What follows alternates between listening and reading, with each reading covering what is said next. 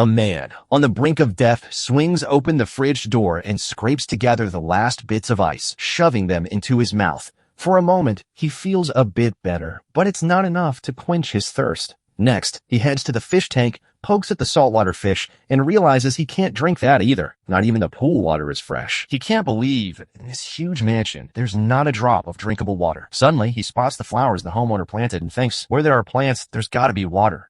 But after a long search, he finds nothing flowing from the pipes. That's when regret hits him hard. He shouldn't have tried to rob this artist's house. He thought he could cash in on those valuable paintings and escape the 9-to-5 grind. But a wrong code triggered the security system, locking him in. His partner outside just left him with good luck with that and walked away. Furious, he wishes he could trap her inside too. But right now, he needs to find a way out fast. Worried the alarm will bring the cops. He tries to disable it, but ends up breaking the access system. In desperation, he tears out all the speakers, silencing the alarm, and now he can search for an exit in peace. He notices the front door is wooden and thinks if he can just carve a hole, he can unlock it. But after all his messing around, the AC is broken and the temperature is rising. Sweat pours down his neck, and then he hits a wall, literally. After all that work, he finds a steel plate behind the door. He can't believe it and tries to poke it with a knife, only to hear the harsh sound of metal clashing. He tries calling his partner on the intercom, but there's no answer.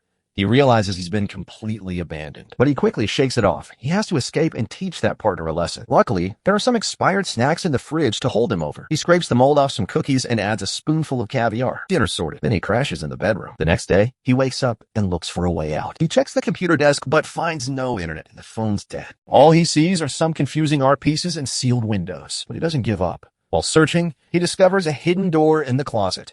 It's a narrow passage, just big enough for one person. He cautiously makes his way through, but then he sees something terrifying and quickly retreats.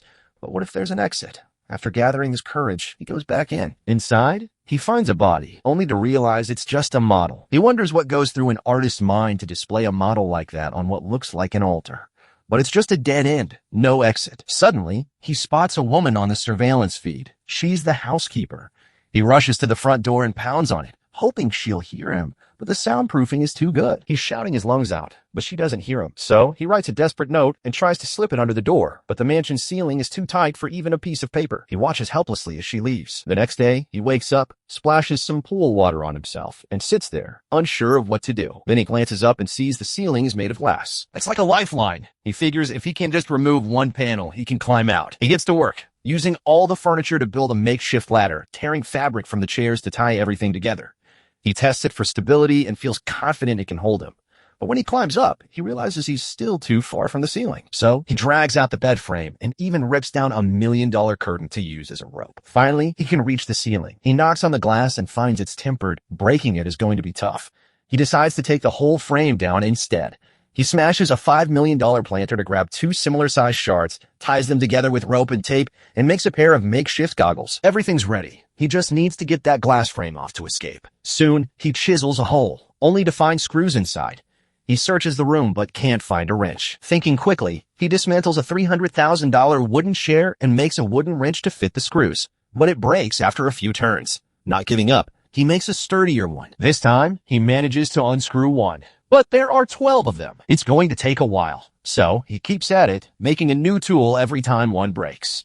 If he gets hungry, he catches a fish. If he's thirsty, he grabs some ice from the fridge. After relentless effort, he finally unscrews them all and escapes this luxurious prison.